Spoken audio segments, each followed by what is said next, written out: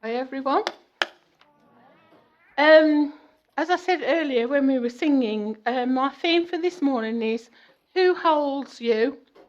Who holds you in the tough times? Well, any time, but particularly in tough times.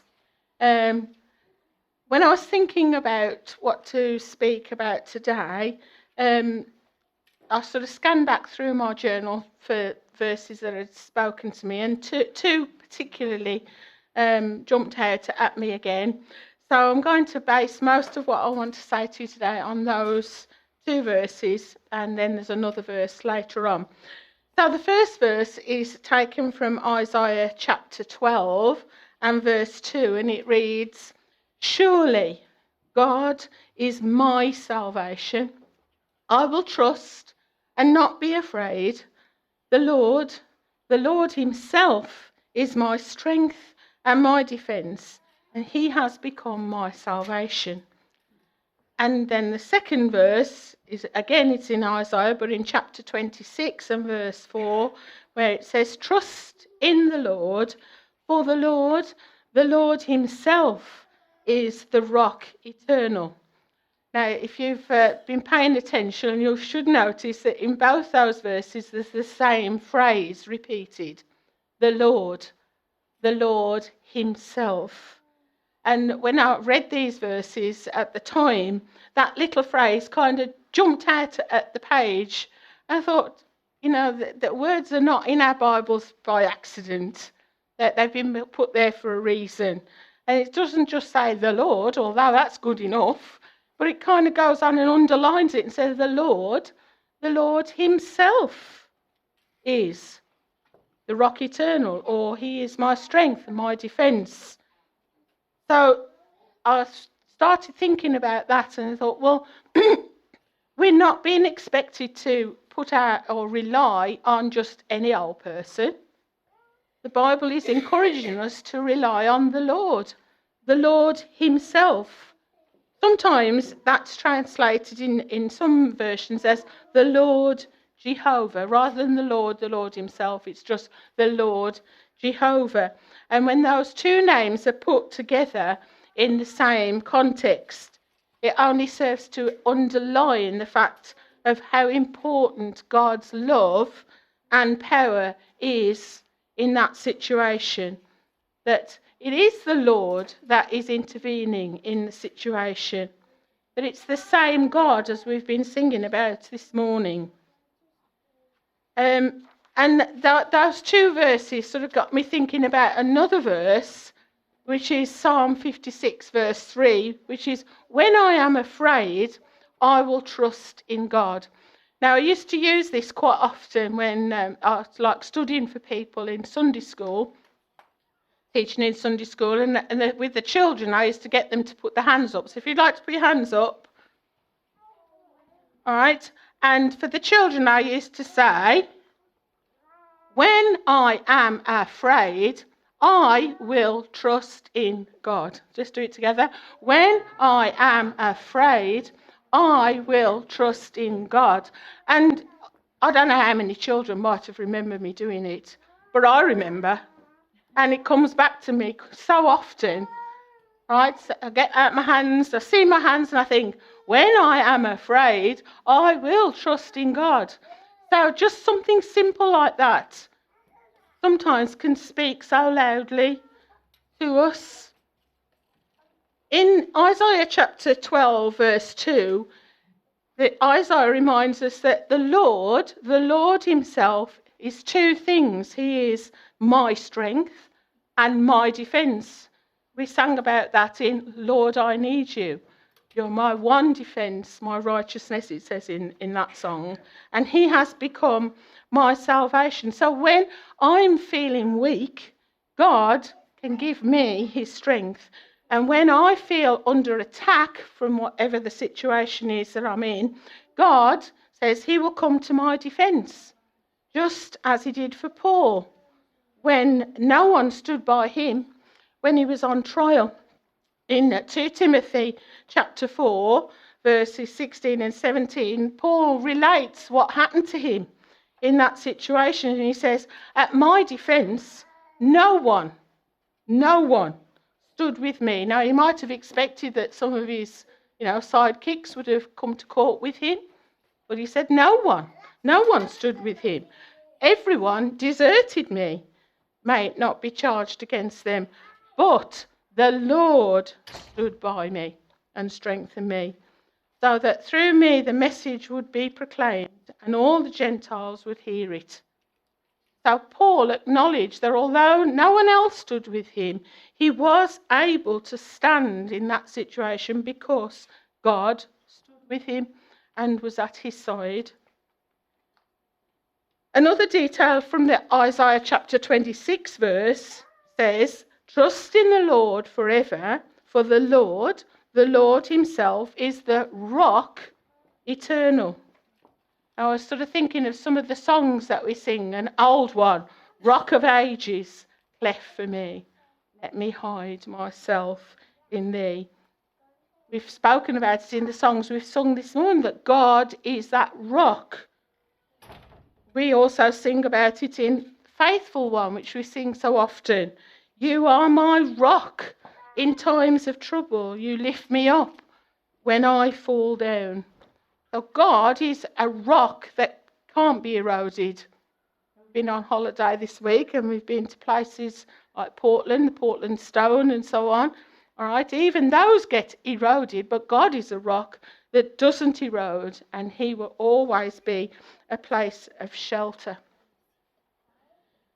Another verse that came up in my journal was I was reading Psalm 23 again, and was reminded of how the words in that psalm are so personal. There's lots of me's, my's, and I's. They're up on the screen. My shepherd, he leads me, he guides me, he restores my soul.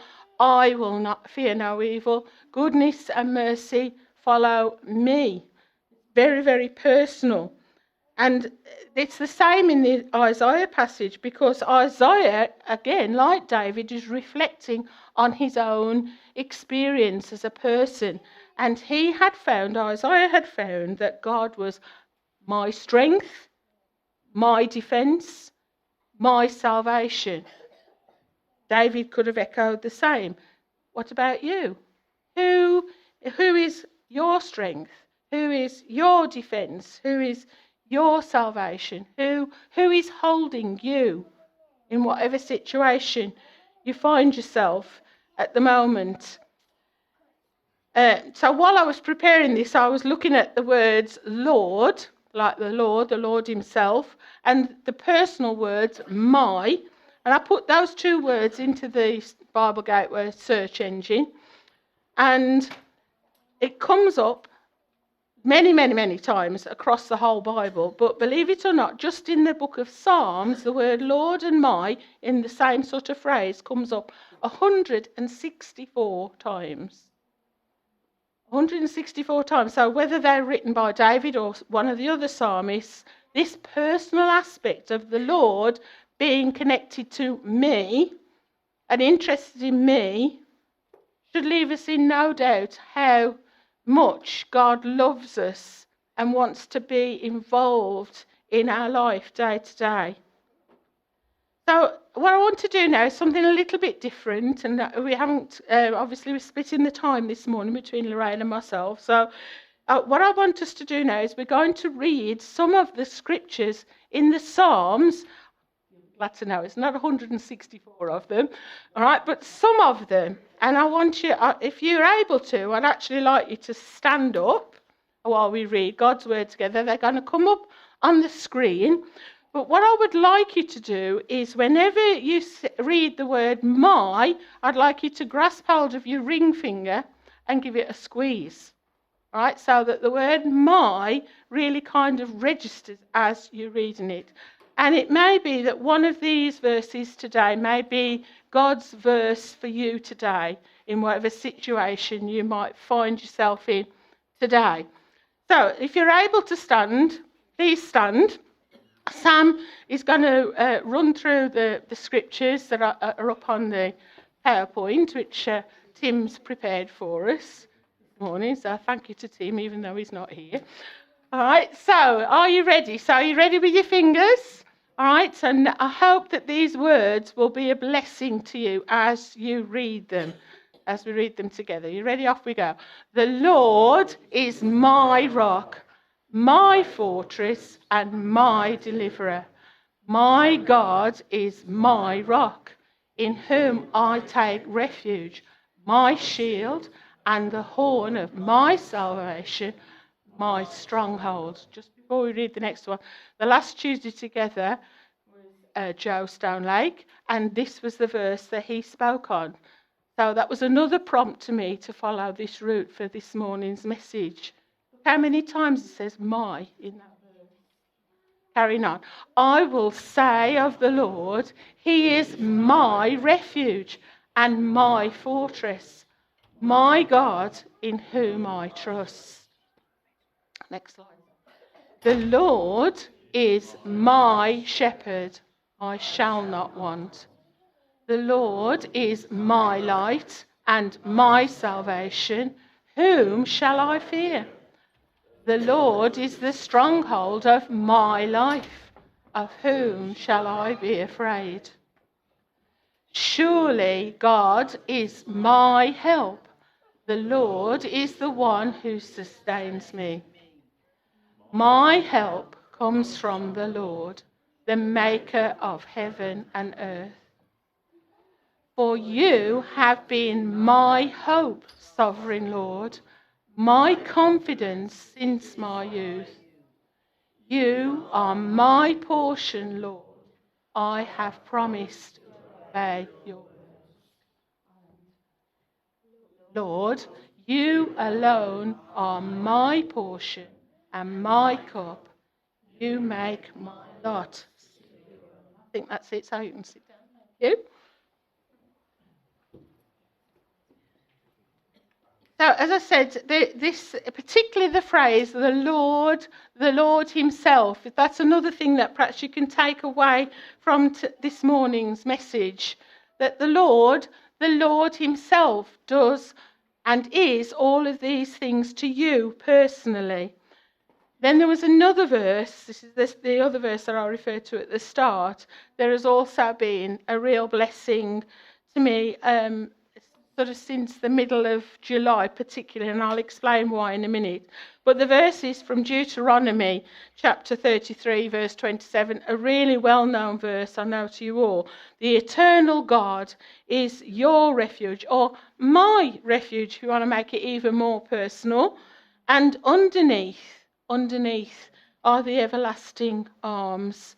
This, again, reminds us about, we've said that God is that rock that can't be eroded. Here it reminds us that that rock is never going anywhere. He is eternal. Nothing will change him. He stands outside of time. And so nothing in time affects him. So God is eternal, and he is not just a refuge. Notice it doesn't say the eternal God is a refuge. Says he is your refuge. So the Lord himself is the rock eternal. He is your refuge, and underneath you, holding you, if you'll allow it, is the eternal God. The everlasting arms that are underneath you. Now I'll explain a little bit why I've sort of gone with this theme. As you well know, things are not great at home with Mum and Dad in recent months. And at times life has been quite difficult. But these verses especially blessed me going back, as I said, towards the end of July. We had 2 weeks of real difficulty because we all went down with COVID. Carol went down with COVID. Howard was working in Leeds. And Megan had lost her father, and the funeral was due. And we were kind of stuck. Mum and Dad suddenly both were poorly on the same day. we were at home, couldn't go to them. And I just thought, well, what on earth are we going, how on earth are we going to get through this? On the one day, I had a phone call saying that Dad needed the paramedics, and so did Mom. And Dad needed to be blue lighted in. Mom needed to go in to be checked for DVT, but she was absolutely determined that she was not going to go in on any circumstances. She dug her heels in. She wouldn't listen to me. And I said, well, Mum, you know that I can't come and take you myself. So you need to listen to what the paramedics are saying to you. I'm not going, she said. Not going. And so in the end, I had to speak to the paramedic and say, look, I'm very sorry. I just can't persuade Mum to go. And he said, forget it. Don't worry about it. I'll sort it. I'll get her in no matter what. And believe it or not, within a few minutes, she was in.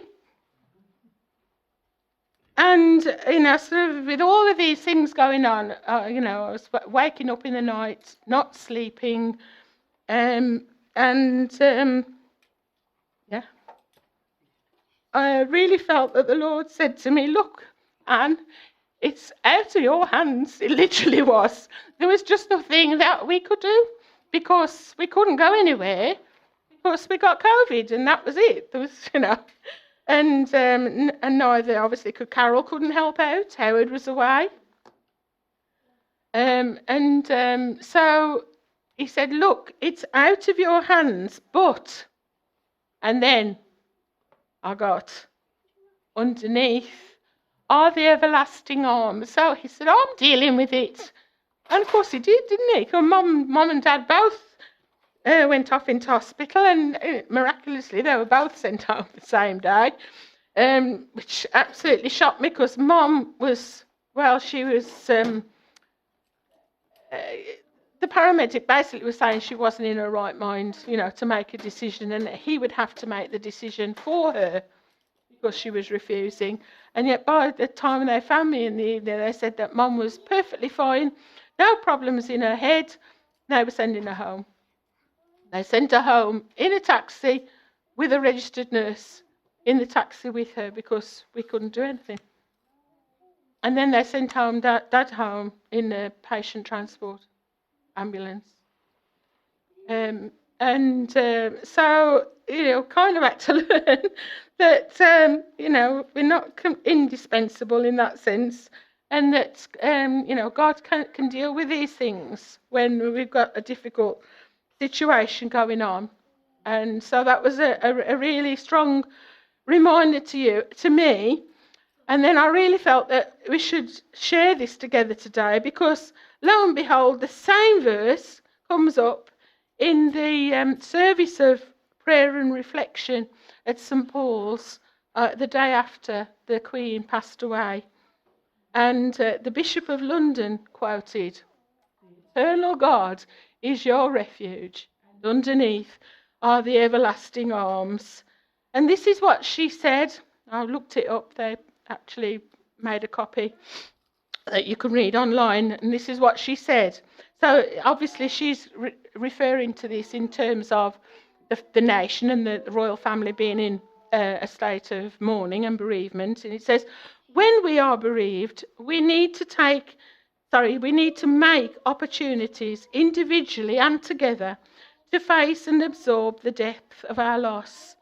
Yet we are also invited into the healing love of God, which never falters, and which is the deepest and widest perspective of our lives.